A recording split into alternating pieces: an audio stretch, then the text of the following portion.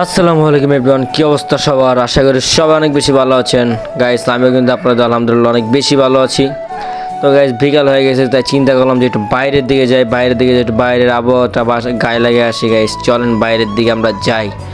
তো গাইস, বাইরের দিকে বাইরে হয়ে গেছে, এখন আমরা যাবো হচ্ছে আমাদের এখানে একটা ক্যাফে আছে, ক্যাফে যে একটু বসে আড্ডা দিয়ে তারপরে গাইস বাসার দিকে এসে পড়বো। তো আমি একলা যাচ্ছি না, আমার সাথে যাচ্ছে এটা হচ্ছে রেদন মুন্সি, যেখানে অ্যাক্সিডেন্ট করছে, অ্যাক্সিডেন্ট করে আজকে গাইস লুঙ্গি পরে ঘুরতেছে, তার জীবনটাই হচ্ছে বেদনা।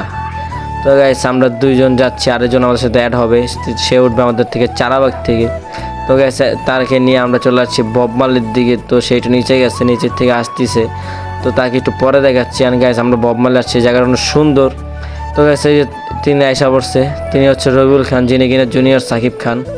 তো গাইস, আমরা একটু আড্ডা দেখুন, বাসার থেকে বাইরে হয়ে গেছি, আর বাসার থেকে যাইতেছি আমরা, তাই চিন্তা করলাম যে আপনাদেরকে এলাকাটা দেখাই।